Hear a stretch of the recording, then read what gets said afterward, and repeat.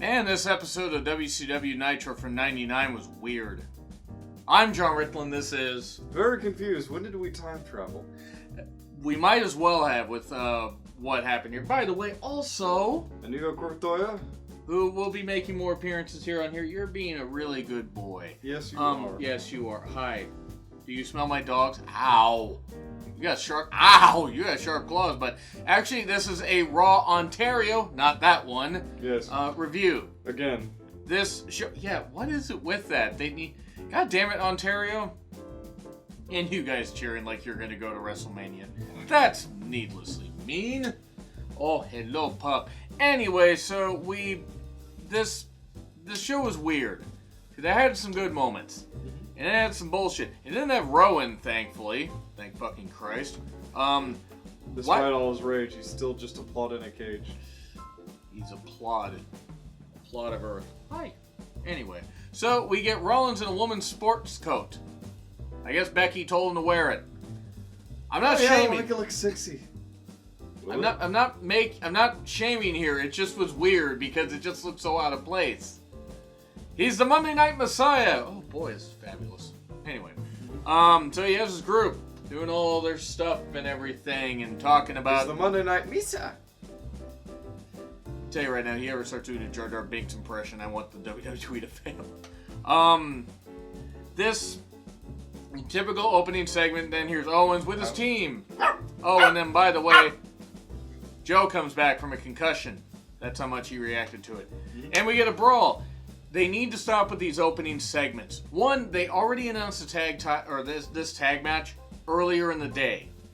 And then they announced it at the beginning of the show before this opening segment happened. There was no reason for this to happen.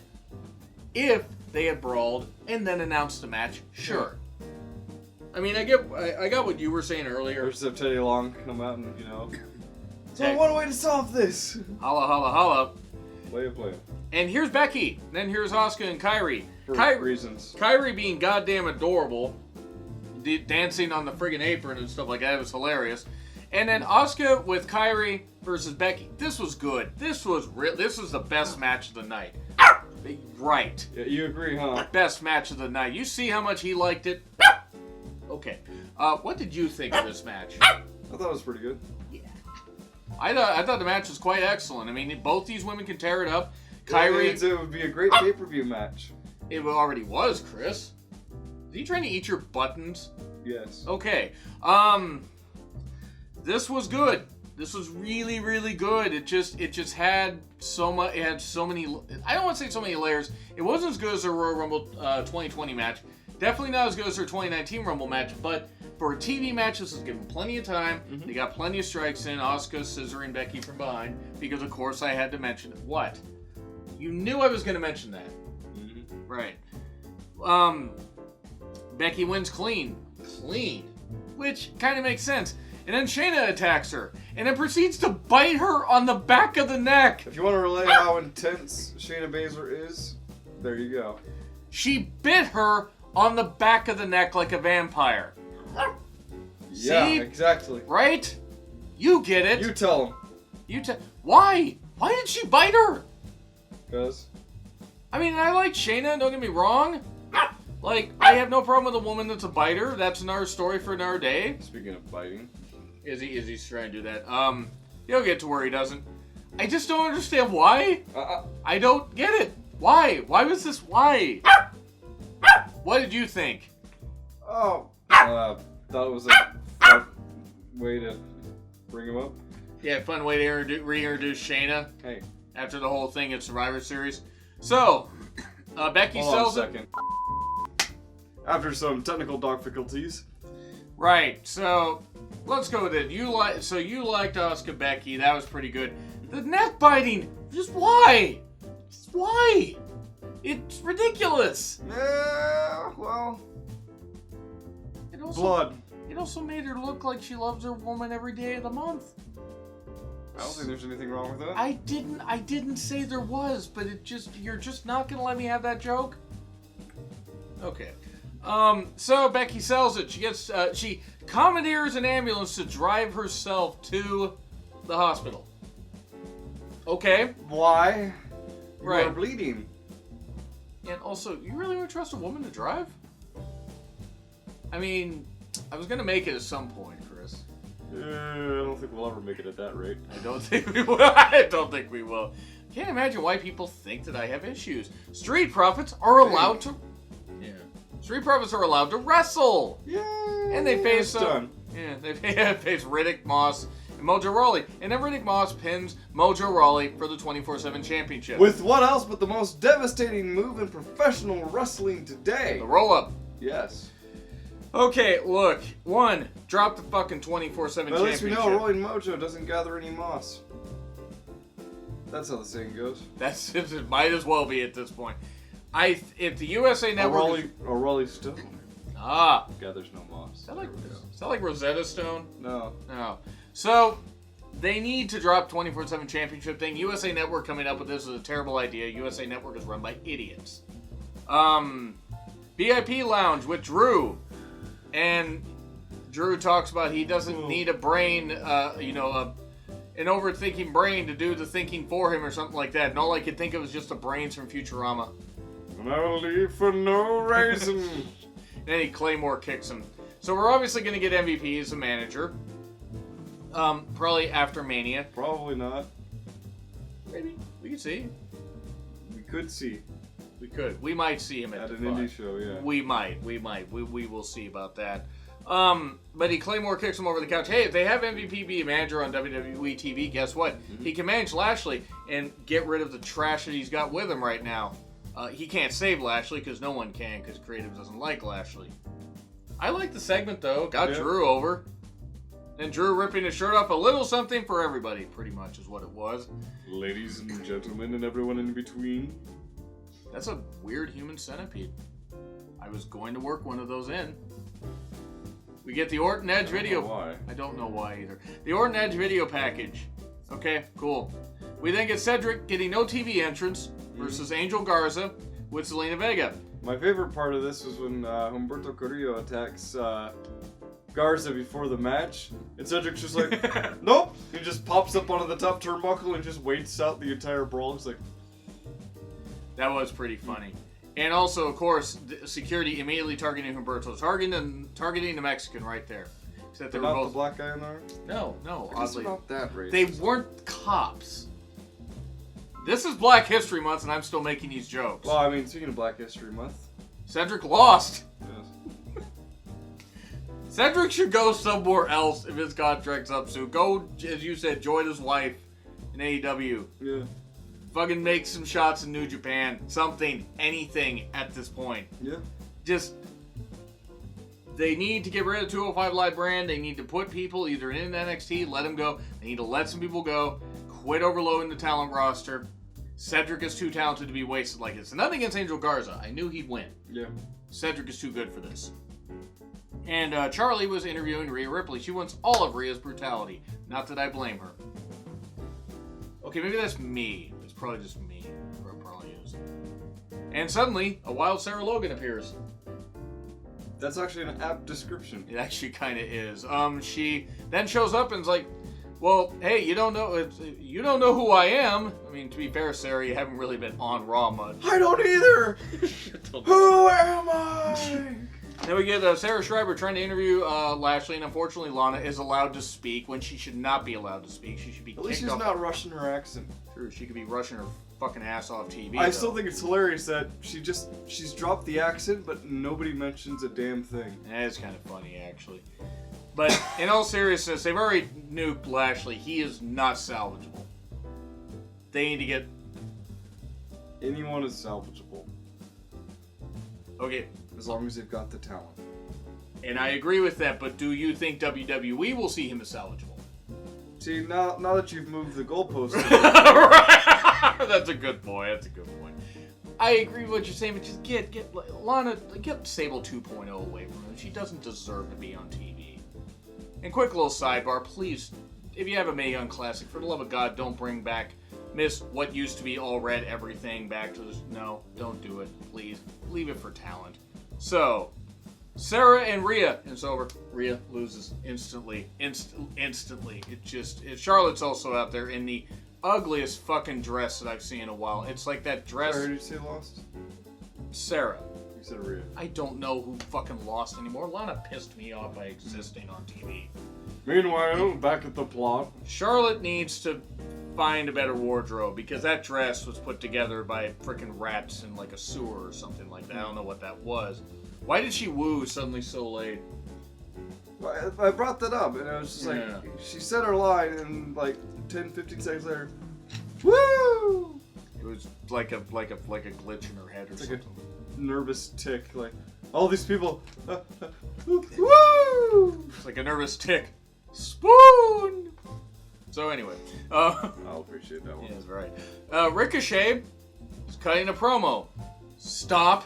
It did having though. No, he cut something. He knows he can't, but they make him do it anyway. He can cut a promo if you stop scripting now. I don't think you'd be great, but you'd be better than what they're doing. And this is me defending Ricochet when I said he couldn't cut a promo.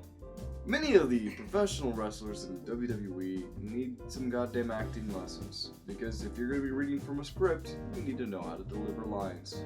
And you do not. Another thing they need to do is script people less.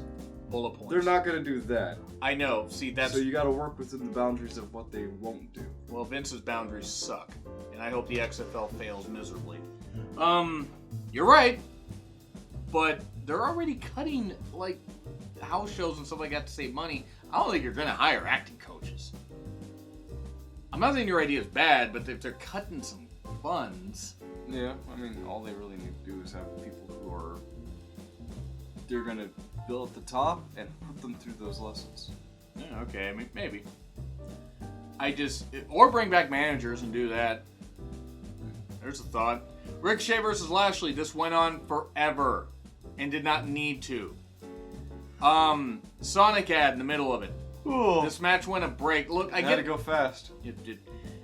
Want to go fast off TV and into obscurity. So anyway, Ricochet winning was the right call. He's facing Brock, and it was the wise decision. You've got someone who's got that same imposing figure as Brock Lesnar. Both did MMA. They have the same kind of voice. Both are championship material. It's just that Brock is pretty much the only one who's been winning. The difference is black and white, but I couldn't tell you what. I get it! Anyway. One was in TNA and one was UFC. That's what I was gonna go with. Bellator and UFC. So, Ricochet lent ass first on Lashley. He did like a full 720. He kept rotating and rotating. It's fun to do. That man isn't human. He really isn't. Clearly by his promos, he's not human. So we get Orton. Like a puma. Princely reference there. So we get Orton coming out and I'm going to explain what I did. And here's Matt Hardy to defend Edge's honor. There's something about that doesn't quite sound right, and Matt Hardy brings it up. The crowd lead. The crowd lead top. Yeah. That was... They asked for that. They asked for that. That was still bad. I mean, Rebby probably would be upset, but maybe she could stop making fun of dead wrestlers, and, then maybe I'd feel sorry for Rebby. I have no idea what you're talking about, but anyway. Yeah. He lays him out with a chair. I didn't care about this. I didn't care. And then Matt Hardy tweets out afterwards, "Goodbye." He's probably go. I don't know where he's going. I don't have a clue. He doesn't have much time. I mean, he could. He really doesn't need the money anymore. If he wants to do a little more wrestling, he could. He's 47. He really doesn't need to be wrestling anymore. We then get Ruby talking backstage. And apparently Ruby had wrestled her entire career with 2 torn labrums, which is impressive. That really is. I thought women only had one of those. Moving on from anatomy lessons. In all seriousness, it's good to see Ruby back and healthy. Yes. And she talks about keeping Liv on a leash and, putting her in her place. What you two do in the bedroom is none of my business. I mean, it could be. Brown chicken, brown cow. They're both white. Well, it's kind of tan, actually. What do you think of that? Ruby's promo. Good. Establish her down as a heel. Right. But for realsies this time. Yeah, right. So Liv Morgan is the face, I guess. Yeah. Idea. But this plotline won't live forever. Well, you've been waiting to say that, Chris. I have no idea. Oh, okay. Because it was good. Alistair versus Tozawa. Pearl Harbor job and Tozawa's done. Yep. I feel like an animal trapped inside a cage. And thankfully, it had nothing to do with Ron. This week, but I have a feeling that Rowan's going to appear. And maybe he'll black mask. Did somebody say cage? And then Nicolas Cage's face is just in the And then cage. he opens it up and it's an even bigger cage this time, but it's Brian Cage inside of it. Like he could pass a wellness test. So anyway, could you imagine if they had just Nicolas Does it Cage? really matter at this point in WWE? I mean, good point. I don't know. Randy Orton still has a job. Yeah, they forgave one of his wellness violations for some reason. So, it doesn't have anything to do with Rowan this week, but Rowan will probably show up next week. So, we get Becky bandaged up, coming back, and she says she got, a bunch of drugs, and she's back on TV. Which means she's been driving with painkillers. Yeah, that is illegal. I mean, it's bad enough being a woman driver, now you got to be a woman This driver. is what, driving under the influence of narcotics, essentially? Yes, and she got lessons from the Usos. That's how she got it. They got caught, though. That's true. Jeff Hardy, he got caught also. Yeah. So, yeah, that was weird. And then we get a match I just didn't care about. 8-man tag, Joe, Owens, Raiders. It's a solid match. Yeah, versus AOP, Rollins, and But Murphy. I feel like it should be culminating to something, and it feels like the same shit over and over again. Just rotate. That's why I said WCW Nitro. They did this thing where it's like they did the whole thing where the referee's distracted. Murphy taps out to the coquina clutch, but the ref doesn't see it. Stomp to Joe and his beautiful corn roll head, and there we go. 1, 2, 3. Murphy gets the pin. He's Murphy. No longer buddy. He's not your buddy, pal. C+.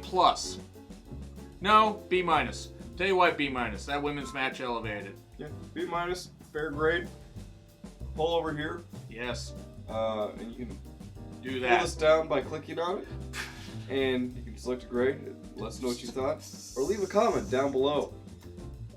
Hit like, hit subscribe, hit the bell. We post a lot of videos. I will be. Are we? Too many videos. Actually, yes. Are we gonna be back for Dynamite, or are you gonna be busy? Probably busy. Okay. I will be reviewing every single thing this week, so if AEW is good like it was last week, I'll be praising it, and then we'll see. NXT, I will be also reviewing that. And everything else. And 3 movie reviews possibly this week. Yes. Sonic the Hedgehog. Anyway. Oh no. Right. So, I'm Joe Ritland. This is... Line? Durbinator. The Durbinator. Been over this.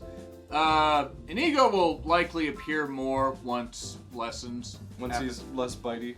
That's good. It's good when they're less bitey. Anyway, we will see you soon. Yes.